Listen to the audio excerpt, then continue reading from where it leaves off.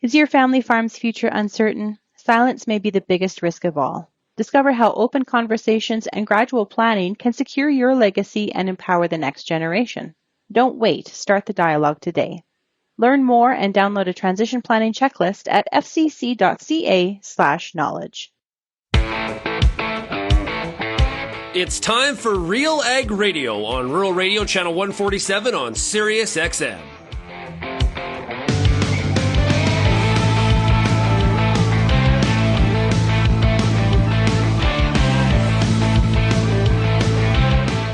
RealAg Radio and RealAgriculture.com is your home for insight and analysis of the issues that are impacting your farm business. Let's get real and get connected with RealAg Radio.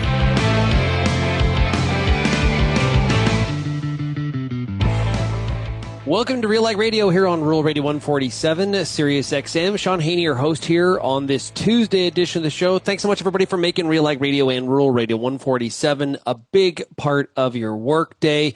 Also, a big shout out to everybody listening out there on the RealAg Radio podcast as well. Today's show is brought to you by Nutrien eKonomics. From nutrient management to the latest weather, market, and ag trends, The Dirt. An eKonomics podcast is your place for farm smart topics to boost your profitability. Join host Mike Howell on season 4 of The Dirt podcast, available now at Nutrien-economics with a K.com. And speaking of Nutrien-economics with a K.com, you can go there for a ton of agronomic advice relative to fertility.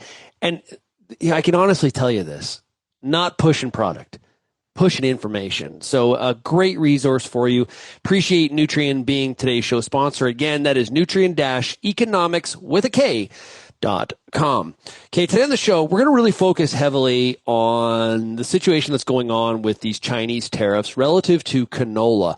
And you know what? We're focusing on canola, but I think the path to resolution is really similar for whether it's pork or it's aquaculture. There's some peas that are wrapped up in this. There's a lot happening in this topic. We're going to talk today to Rick White. He's the president and CEO of the CCGA. That's the Canadian Canola Growers Association. We're going to get their perspective. They were quite displeased, dissatisfied with what the federal government rolled out last Friday as applies to this topic. Of course, we've got the FBT meeting concluding today. There's a presser after we're going to be doing the recording of this show, so we're going to have more on that for you, so stay tuned for that. We're also going to talk to John Dreidger, LeftField Commodity Research, based out of Winnipeg, Manitoba. John's going to provide the market perspective. What does he see as the path to resolution? What about the other complicating factor of the U.S. market, which is the largest market in totality for Canadian canola seed, meal, and oil? And that's mainly driven by oil. That's related to the biofuel market. Now, there's some issues there as well, but Canada really trying to keep these two markets together while the Canadian farmer is ripping up and down the field in the combine and bringing in what many are calling an average to maybe a little bit above average crop as we look at the crop in cumulative. So lots to discuss there. From Nutrien's perspective, we're going to be talking to Lyle Cowell today, and we're going to talk about fertility, especially in the fall. So looking forward to that. Anhydrous ammonia, a big thing when it comes to fall fertility for a lot of farmers, not just across Western Canada, but of course into the northern tier as well. So there's a lot happening on the farm, as well as the markets, and as well from an ag policy perspective. And we are the home for all the insight information that you need to be as up to speed as we possibly can, as I'm trying to learn on the go just like you. Now, if you have any feedback on today's show, you can send me an email, shaney@realagriculture.com. You can also find Real Agriculture across all the different social media platforms. You wouldn't believe, like on TikTok, tons of people watching parts of that interview I did last week with Ted Seifert from Zaner Ag Hedge, talking about soybean exports out of the U.S. to China and how they just have been non-existent. So you can find us on TikTok. You can find us on Instagram. Of course, there's X, there's Facebook, there's YouTube. Lots of options for you when you think about real agriculture and social media. You can also call the Real Ag feedback line. That number is 855-776-6147. Okay, let's take a break. When we come back, we've got Rick White of the CCGA standing by right after this. Today's show is brought to you by Nutrien eKonomics. Anniversaries are a time of reflection, celebration, and connection. 10 years ago, G3 set out with a vision to build something better for Canadian grain farmers. And you joined us on that journey to launch a new national network, Thank you for the relationships that made it possible. A decade of growth, a decade of connections, and more in decades to come. Connect with your farm business representative or find your closest elevator at g3smarter.ca. Is your family farm's future uncertain? Silence might be the biggest risk of all. Discover how open conversations and gradual planning can secure your legacy and empower the next generation. Don't wait. Start the dialogue today. Learn more and download a transition planning checklist, your guide to farm succession planning at fcc.ca/knowledge.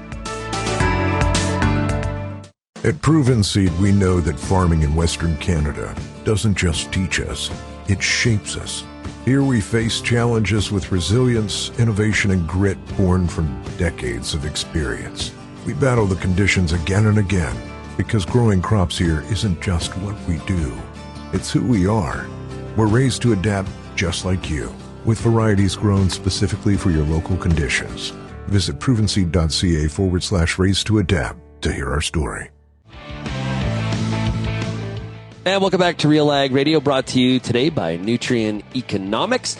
Okay, obviously we've got a lot happening in the world of canola, and and quite frankly, sometimes we forget to mention some of the impacts of pulse and aquaculture and pork as well when it comes to the tariffs that China has applied on Canadian commodities. But canola is taking up a lot of the oxygen in the room, and rightly so, based on its economic contribution to the Canadian farmer. Joining us right now as the President and CEO of the Canadian Canola Growers Association is Rick White. Rick, how are you doing? I'm doing good. How are you? I'm doing great. I'm doing good. Okay, so Friday afternoon, anticipated that we would have an announcement from the federal government related to, I guess, addressing this issue. I don't know if I would say supporting Canadian farmers, but trying to address the issue. CCGA, along with Canola Council of Canada, I don't want to put words in your mouth, but dissatisfied or not exactly happy about what was announced. Why? Well, we found when we went through the announcement, I would say first and foremost, when we went through there, and we've had a lot of interaction with the federal government on this, we've had a lot of input. They have very, very much listened to us. And the disappointment comes in terms of this initial announcement from them seems to miss the mark significantly from what we have been advising them on what the severity of the situation is and some of our ideas on what kind of support for the industry will be required longer term, not just not for the here and now, but for the longer term. And we just think it fell short. Now, I don't think this is the end all and be all. This is a step. And we've been reminded this is a step by the federal government. This isn't the package or the end result. But we just couldn't see how this addresses the severity of the situation, especially for farmers in the industry, larger industry as well. So we are just disappointed. We expressed that disappointment both in a press release and directly to the Minister of Agriculture. I think we have a good understanding. He understands us, and we understand the situation with the government. It's going to take some time, but at the end of the day, we're running out of time. Farmers don't have time. Yeah, we had Minister McDonald we played some audio with him yesterday on the show, and he did mention this, first step, work in progress. But like you said, farmers are feeling a lot more urgency on this matter. If you could, with a swipe of a pen, hey Rick, what should we do? What have you been telling the federal government they need to do? Well, we've been on the farmer front. What we've been advising the government and trying to articulate to the government the severity of the situation that could be faced by farmers. So first and foremost, we want a negotiated way out of this as quickly as possible and get the market back open. That's first and foremost. That is a long shot with China. It takes a long time for this to happen. We know the reality of that situation. But I do know that farmers want the market back. However, there's going to be, I think, some significant economic pain, and we're starting to see that now, and farmers are starting to feel that now. They got a whole lot of canola coming in off the field. It's going into the bins, and with China locking us out of the market, that's about $5 billion worth of canola just to that market. So when I do my back of the napkin math, I looked at the closing futures price that farmers are priced off of back in August, the Friday before the announcement came on the preliminary tariffs. It was running around $680 a ton at that time. Fast forward to now, the market, nearby futures market, closed on September 5th at $616.80. So we're talking a good $60 drop. Yep. On a 20 million ton crop, which is the price affects all of it, that's $1.2 billion in lost value of the canola that farmers have grown. And that's just a $60 drop, Shaun. This could go even further. I'm not a marketer and I'm not predicting anything, but just suppose it goes $100 under and stays there, which is quite possible. That's a $2 billion loss in value of the farmers' canola they've got coming right now. That is what we're looking at, and what we're asking the government for is to find a way to compensate farmers, not to their profitability level, but to compensate them, a compensatory payment, one shot, one time. But we don't know what that payment should be. We don't know what that amount should be. And this might all be for naught if we can get China fixed in the meantime. Yeah. And if we're still talking about this next year, and we're $100 a ton under where it should be, I think it's right that the farmers should be compensated to the amount that they actually lost in the market, in the value of the canola. Yeah, I was just going to ask you about the timing of that, right? So is that ad hoc programming today, or is that ad hoc programming into more of the 26 calendar year? It's the latter, Shaun, because to be compensatory, you have to measure what the impact was. And we don't know what the impact is yet. It's just starting. We don't know where it's going to go. But I think our advice to the government was to get a plan in place and get the money in place in case it is needed, rather than waiting until this time next year and then scrambling and not being able to do it. So we're trying to get them ready for the severity of the situation and put some idea on the table about how much this is. Because when we see an announcement of a $5 billion program, that's great, but that's not just for canola. That's for every other impacted industry, steel, aluminum, auto, you name it. Yep. They're all in there, including canola. And we got a $2 billion problem looming here just for the farmers. And that's a big chunk of change. Yeah. And it's when we look at canola seed, meal, and oil, China is, the second largest market for Canadian exports. The largest is obviously the U.S. The result here is a lot more focus on trying to get exports of those three products to the American market, but also potentially finding a path to some of Australia's markets like Bangladesh and Pakistan, for example. Yeah, and the other message is that we to the government is there's no making up for China. We are going to do our best to diversify. We always haven't done maybe a good enough job in hindsight, but that's where the biofuels issue comes in. That is a market development, market creation, market demand that the government can control, and we're encouraging them to do that. But we are looking for other opportunities elsewhere. The market will always do that. But we don't want to be under the illusion that we'll find all these other smaller markets and it'll add up to the absence of China. We still need China.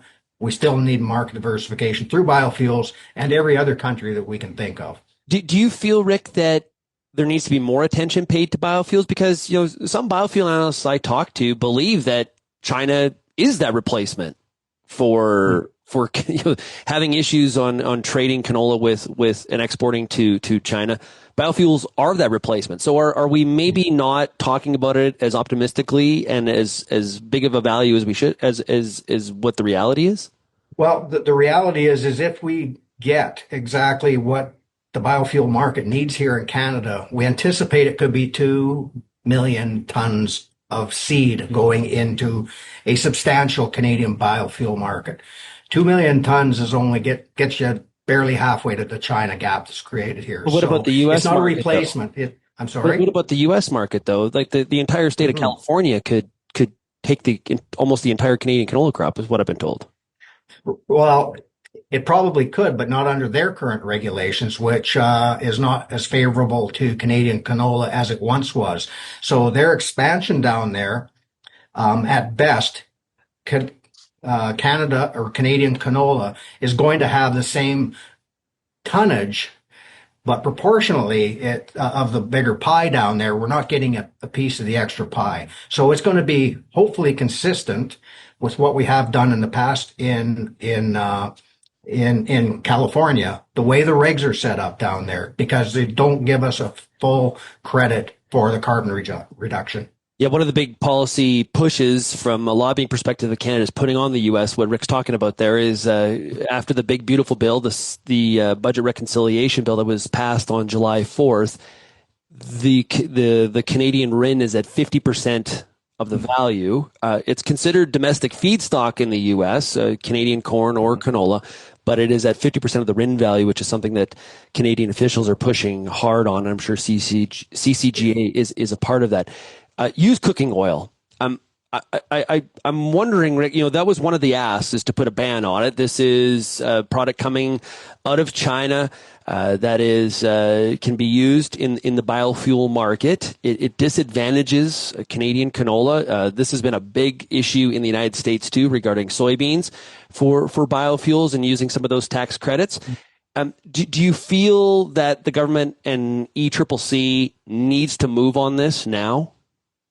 Definitely, because China has been using UCO to try to penetrate markets, and they caused all kinds of but disruption, I guess, in the U.S., and they shut that down.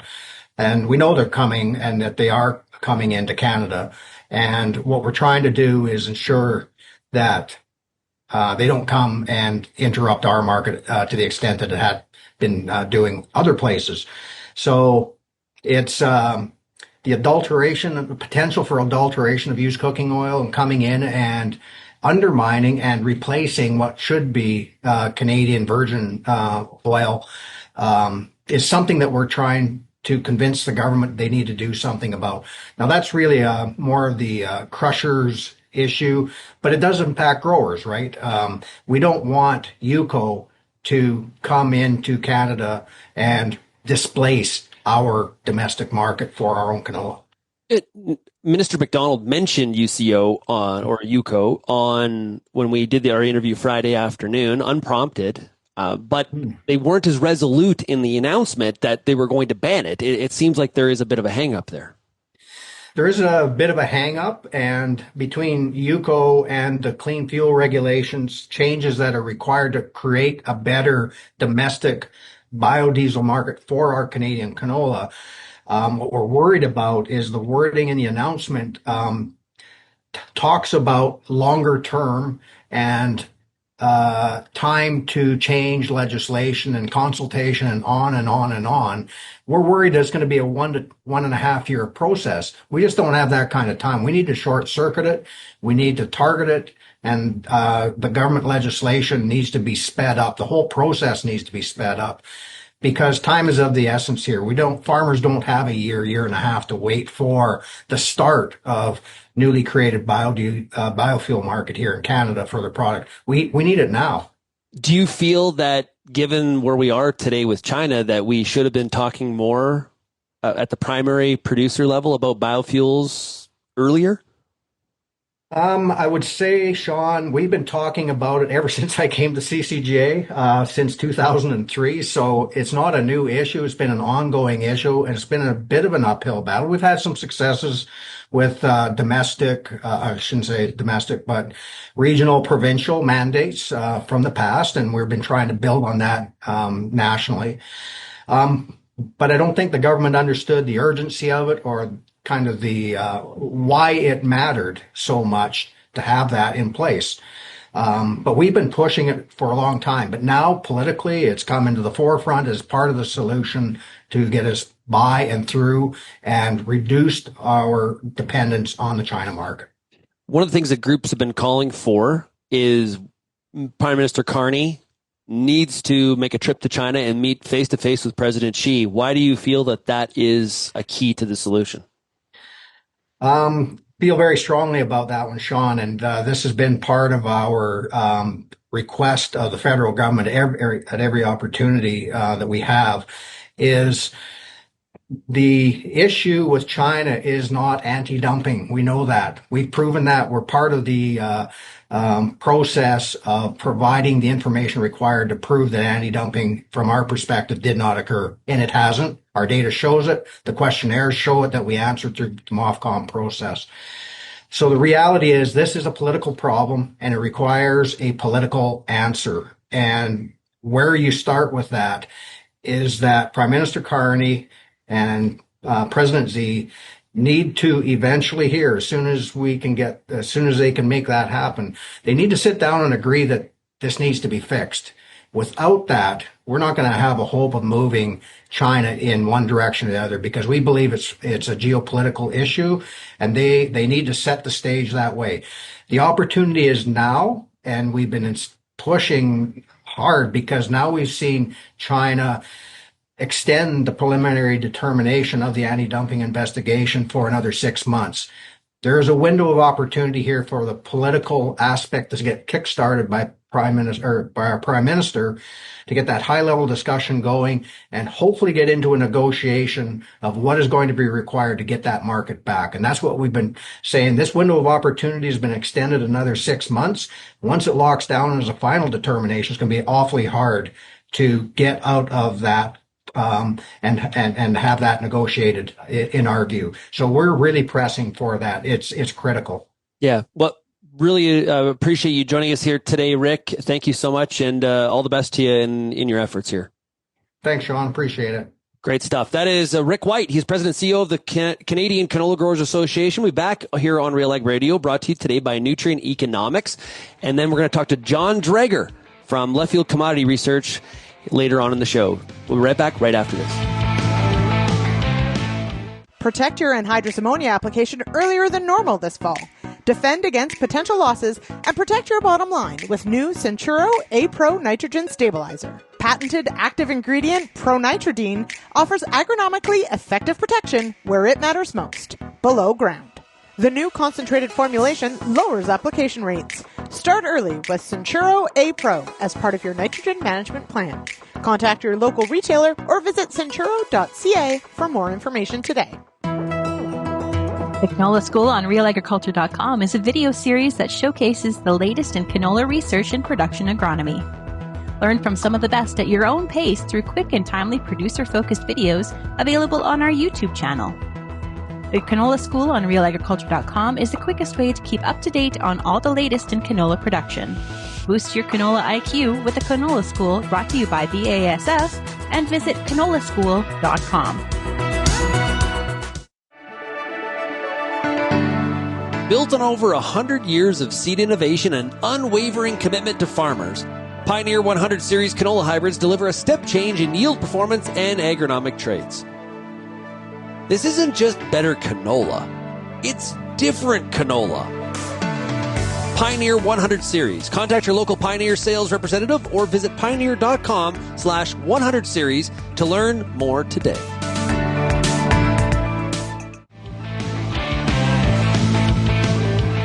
It's now time for a product spotlight here on RealAg Radio, and today we're talking to Nutrien. We're joined by Lyle Cowell. How are we doing today, Lyle?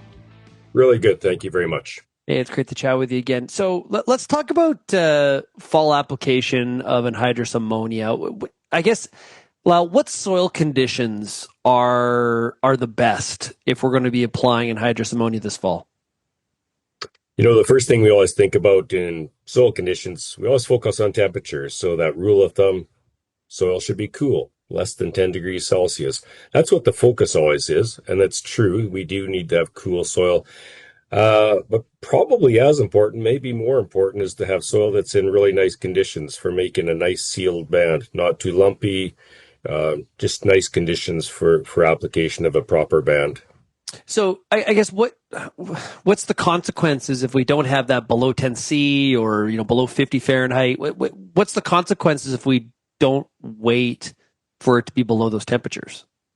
Well, the whole goal of that is to reduce the rate of ammonia to form nitrate. Nitrate in itself isn't bad to have. Crops take up nitrate as an available source of nitrogen, but nitrate is also susceptible to denitrification, gaseous loss of nitrogen in wet soils, as well as leaching of nitrates in wet soils. So this largely happens in the spring. So if you have a large accumulation of nitrate in the fall, then in the spring, you may have a significant loss of that nitrogen through leaching or by denitrification, again, primarily in soils that are subject to wet conditions. From an equipment standpoint, I guess what equipment or practices help ensure you get that really good seal and reduce some of the losses? Yeah, so you need a band, and it can't be a band right near the surface. Old work, but going back in the 1980s, 1990s, very well verified that a band should be about 8 or 10 centimeters below the soil surface, and then you'll have almost no loss of nitrogen, either by volatile losses of ammonia or also reduce the losses by other means, by denitrification, by leaching, by immobilization. So you want to have an applicator that can make a nice band and then seal that band, preferably with some sort of light packing, or perhaps covering the band with a harrows. But you don't want to have an open band where that ammonia is just going to quickly be lost to the atmosphere. Yeah, I was just going to ask you, if we don't get that seal, we're basically we're wasting probably time and money. It can be a big problem. And this brings us back to the temperature question, because a big mistake I often see is farmers, we delay application till the soil's cool. A big mistake can be to wait too long so that we end up applying in frozen soil. Frozen soil does not make a nice sealed band. And so we have to balance how much ammonia you want to put on in the fall, or urea. Urea falls under the same management strategy, and make sure that you can get this done before the soil freezes. So don't wait too long, because frozen soil is probably a much greater problem than warm soil.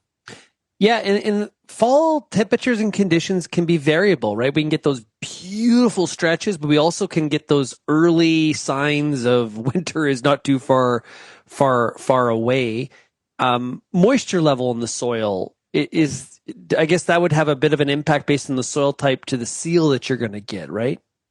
Yeah, the greater problem is actually tends to be too wet of soil, because a soil that's too wet leads to a lot of problems. The seal doesn't form.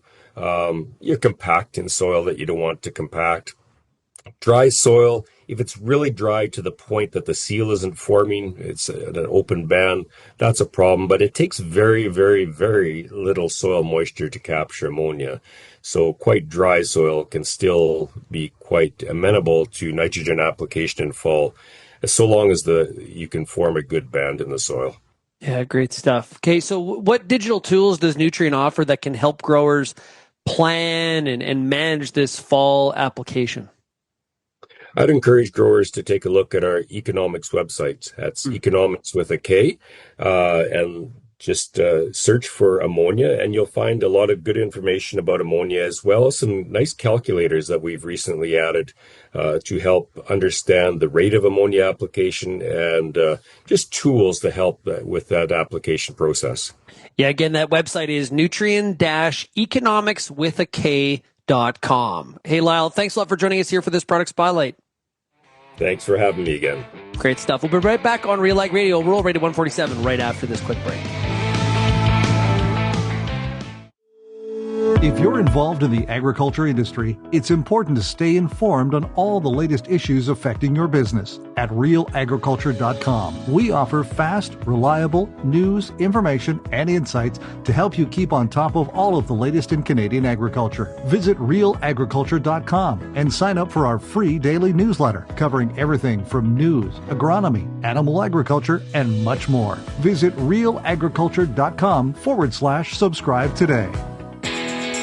The Pulse School on RealAgriculture.com has everything you need to get your crop off to a great start and a strong finish. Whether you're growing chickpeas, faba beans, lentils, or peas, you'll get all the latest and best agronomic information at PulseSchool.com.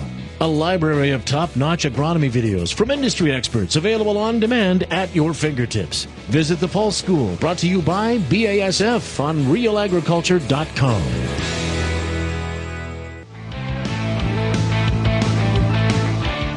And welcome back to RealAg Radio here on Rural Radio 147, Sirius XM. Today's show is brought to you by Nutrien eKonomics. Make sure you go to Nutrien-eKonomics with the K.com. A great resource for agronomic information. It's not product push. It's great agronomic, objective information for you, especially when it comes to fall fertilization. And we talked to Lyle Cowell from Nutrien earlier on in the show. Okay, let's get to the markets and the impact here on specifically canola. And we're talking to John Dreidger with LeftField Commodity Research based out of Winnipeg. How are we doing today, John? Doing fine, Sean. How are you?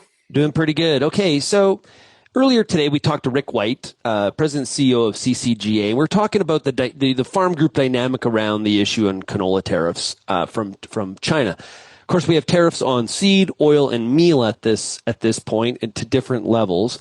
What impact are these tariffs having on the price today, John?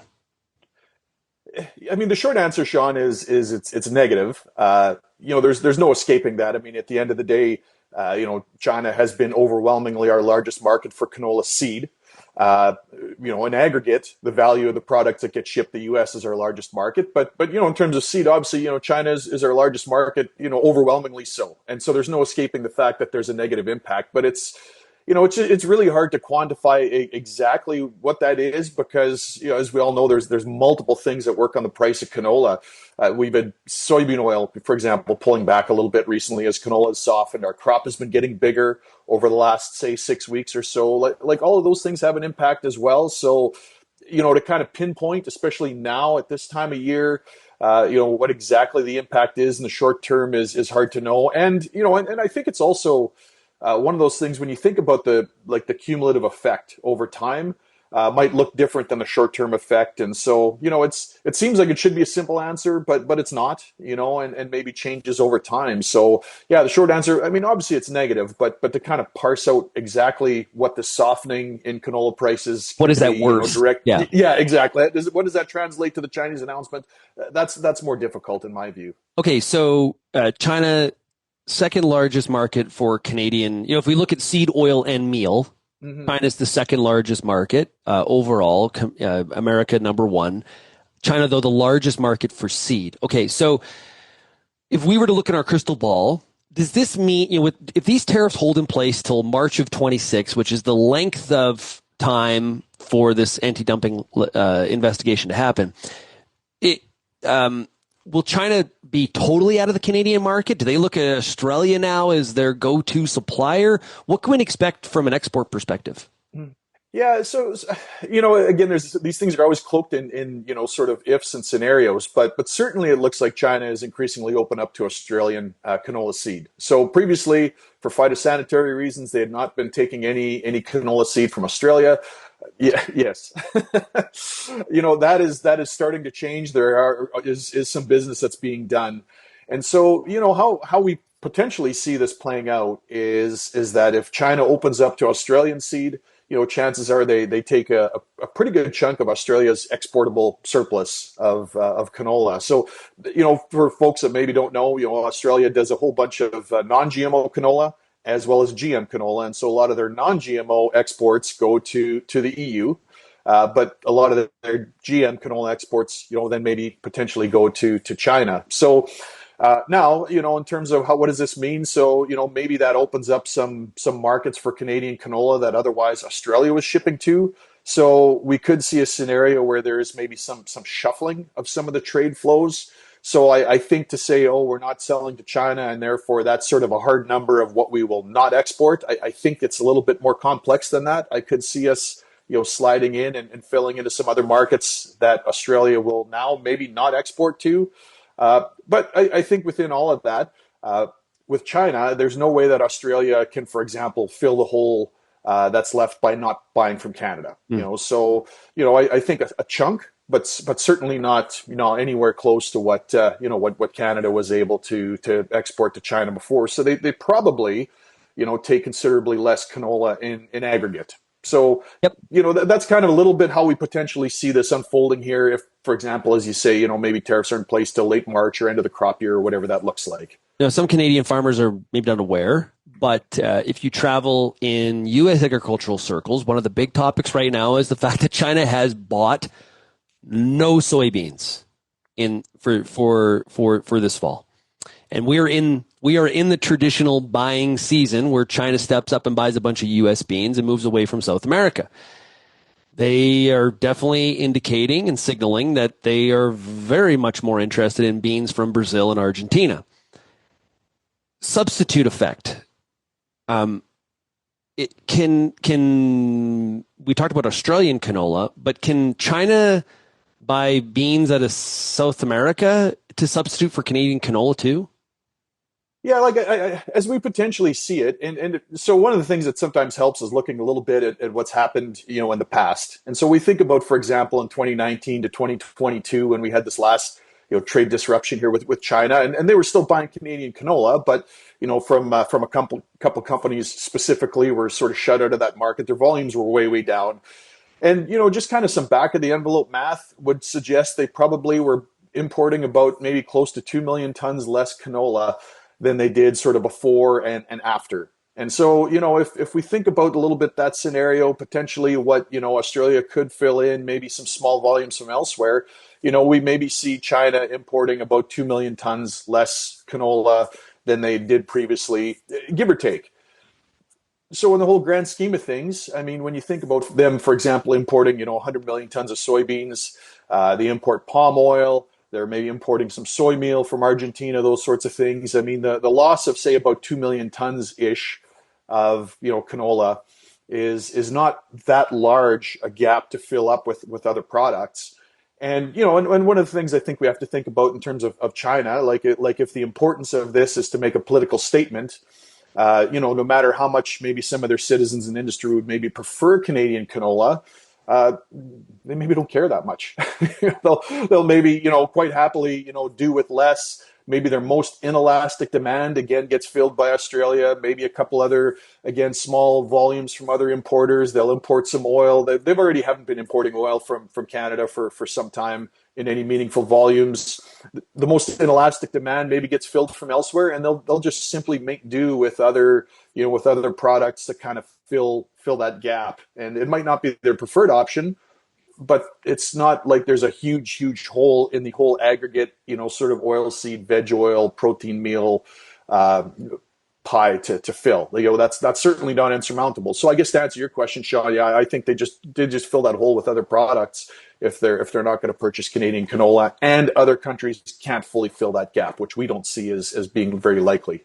So we probably need to pay more attention in Western Canada to the trade flow of American soybeans and that purchase behavior to China, because that may be a bit of a signal that things are getting friendlier. I don't know. I'm scraping for things to feel a little bit more positive about here, John, when it comes to canola exports. Yeah, and these things are incredibly complex. And one of the hard things that's, to try and navigate this is you're trying to forecast what governments and policymakers, are doing for political reasons. One of the things, unfortunately, the Canadian farmers is kind of, collateral damage in terms of a much larger, trade geopolitical chess game that's going on. And so as much as we'd like to think about, it's A and B, we'll have a couple meetings and just sort of clean this thing up. I think it's a whole lot more complex than that. And so on the one hand, it maybe, is easy to be, frustrated. Obviously, we're all frustrated by it. It's also the kind of thing that can change as well. And so it's very possible. Our base scenario is not that we're likely to start all of a sudden shipping a whole bunch of seed to China, but, again, it could change all of a sudden, for political reasons. This is a political decision. And so for political reasons, they may suddenly remove the tariffs, or they may, for example, with China's and U.S. soybeans, they might suddenly start buying U.S. soybeans because, at the stroke of a pen. That's the reality of it. Impossible to predict or handicap, but it is a possible scenario. even if it's maybe not the most likely, it's possible. You just don't know. You know, it's the uncertainty that's really difficult to navigate. One of the big pushes here for the increase in domestic crush capacity for canola in Western Canada has been biofuels, renewable diesel, and the opportunity for SAF. I think that coming out of that budget reconciliation bill, Canadian canola is a domestic feedstock in the U.S. That's a big positive. But we also need to be talking more as our largest canola market being the U.S. We need to be talking more about that 50% RIN value issue and trying to get that changed for the long term, because that will also have a big impact on the demand for Canadian canola products. Yeah, and just sort of adding to all the, sort of the matrix of uncertainty, how this biofuel policy shakes out in the U.S., it's just another piece of this policy uncertainty, and who knows exactly how it's going to play out. But, on just kind of shift on a bit of let's just say a bit of more optimistic or some of the positive things that we see with canola. And you mentioned the larger domestic crusher, Shaun. I mean, we see a big increase in domestic crush this coming year as some of these plants, expansions and new plants come online with capacity.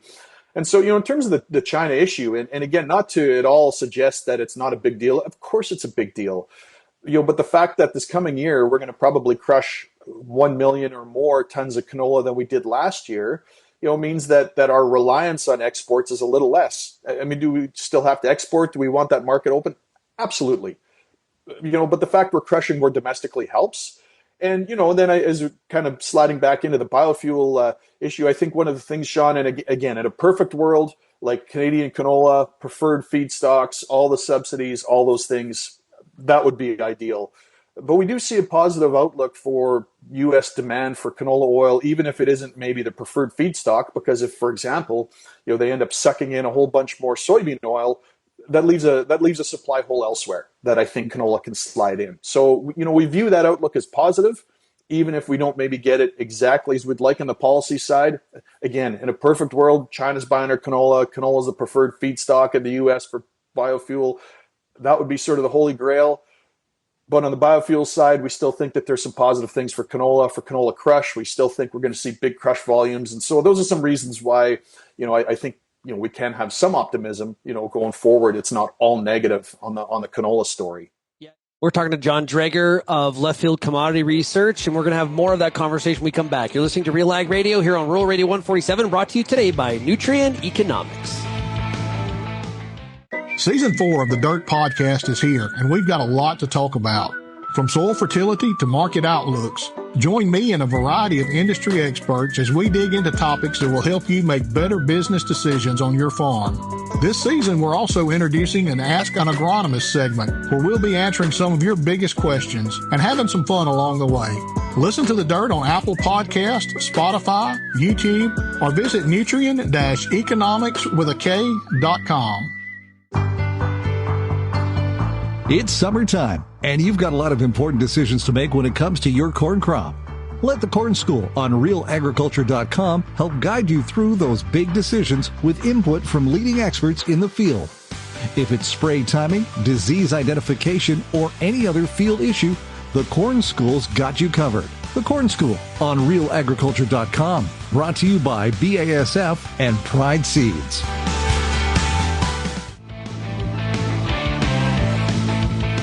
Back to RealAg Radio. We're talking here today to John Dreidger of LeftField Commodity Research, and today's show is, of course, brought to you by Nutrien eKonomics.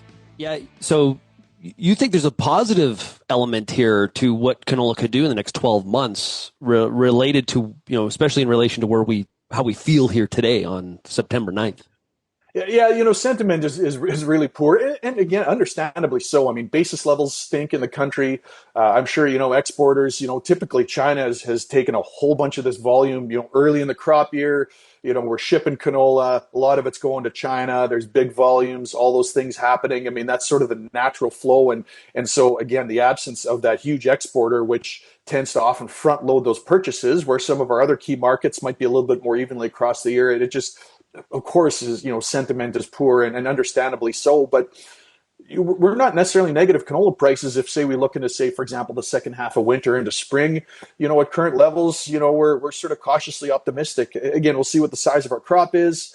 there's all this uncertainty, U.S. soybeans, bean oil, all those things obviously impact prices for canola, but we're not negative on the canola market when we look a little bit further out. We might go lower in the interim. That's very possible, but we're not negative as we look further out. I haven't updated my numbers for the past couple of days of trade, but on Saturday, because clearly I have nothing better to do, I was looking at NOV soybeans and NOV canola.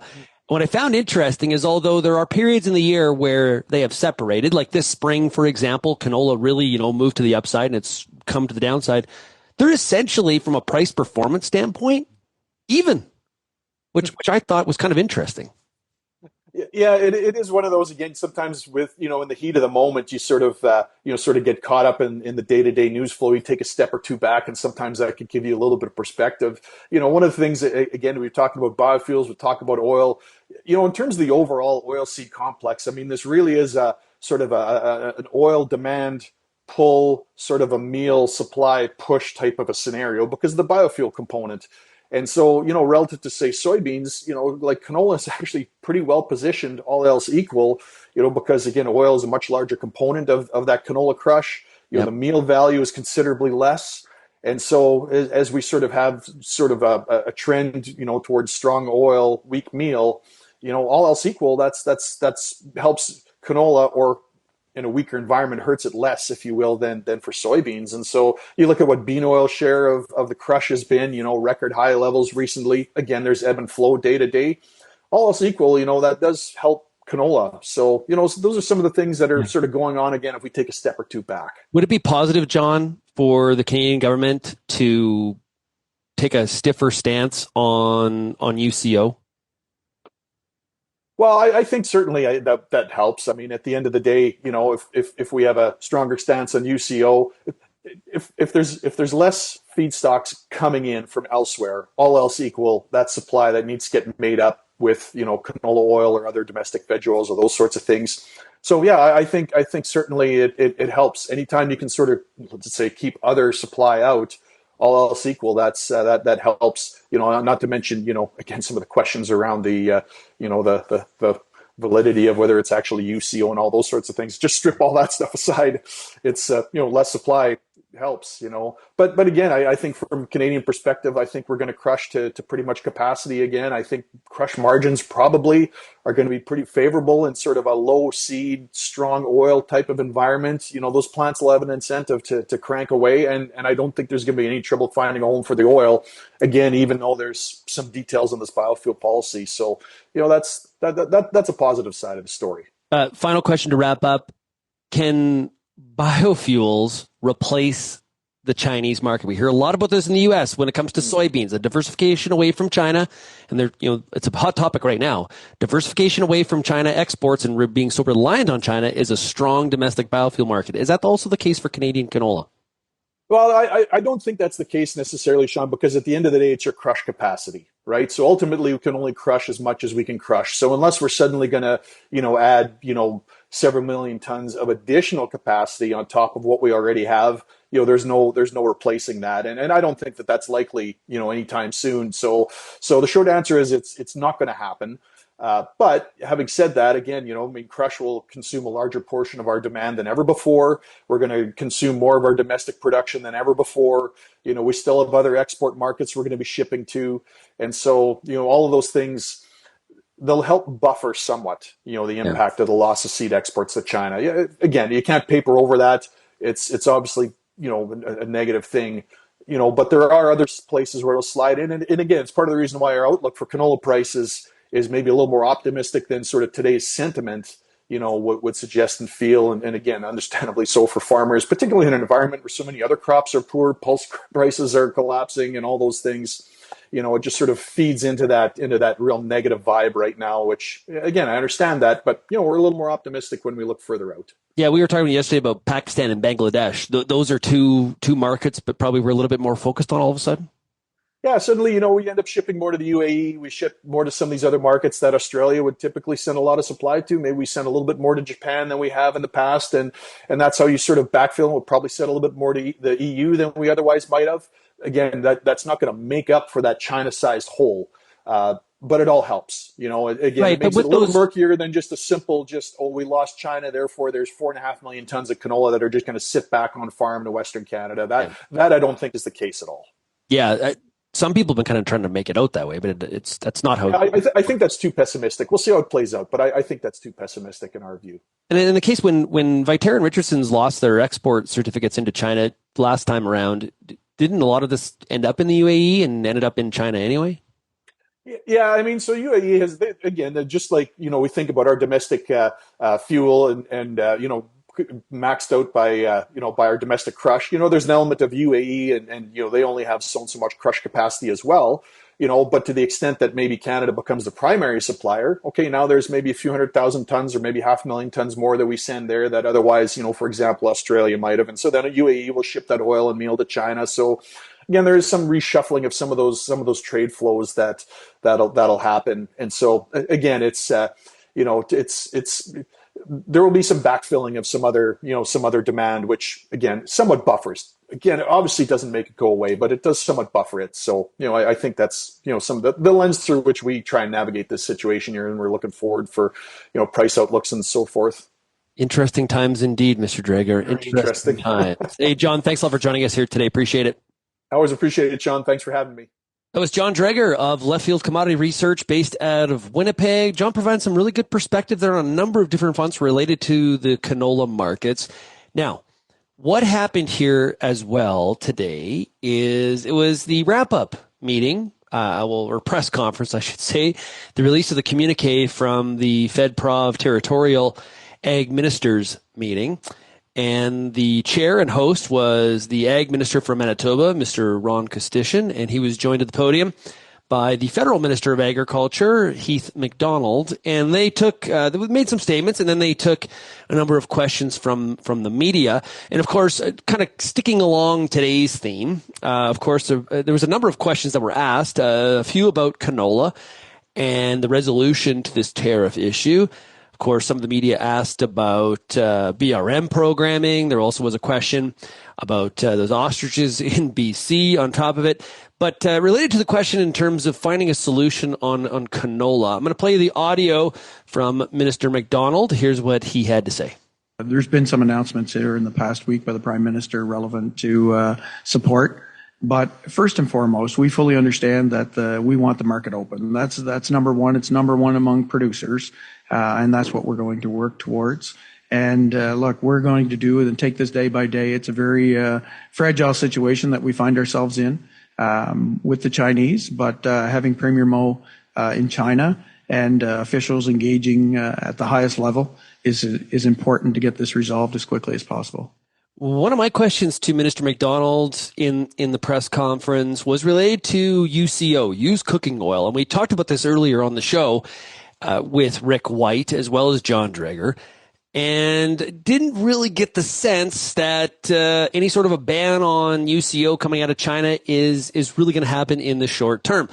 I don't have the audio for you, but Mr. MacDonald talked about the fact that we have Premier Mo in China right now. Maybe not a good negotiation tactic with them to heighten this particular potential trade war. He didn't say trade war. I'm paraphrasing for him, but definitely did allude to some of the sensitivities. That's one we're following very, very closely. Of course, a lot of talk in the U.S.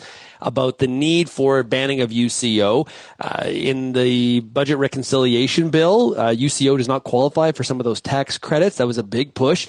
And so this kind of fits a little bit parallel to that discussion here now in Canada. So we'll have to see what ECCC says about that going forward. I know Kelvin Hepner of Real Agriculture is working on that very, very strongly. Okay, if you have any feedback on today's show, we'd love to hear from you. Send me an email, shaney@realagriculture.com. And big thanks to Nutrien eKonomics for being today's show sponsor. Make sure you go to nutrien-economics.com. That's economics with a K. Thanks, everybody, for getting real and getting connected with Real Ag Radio. We'll talk again tomorrow. Cheers, everybody.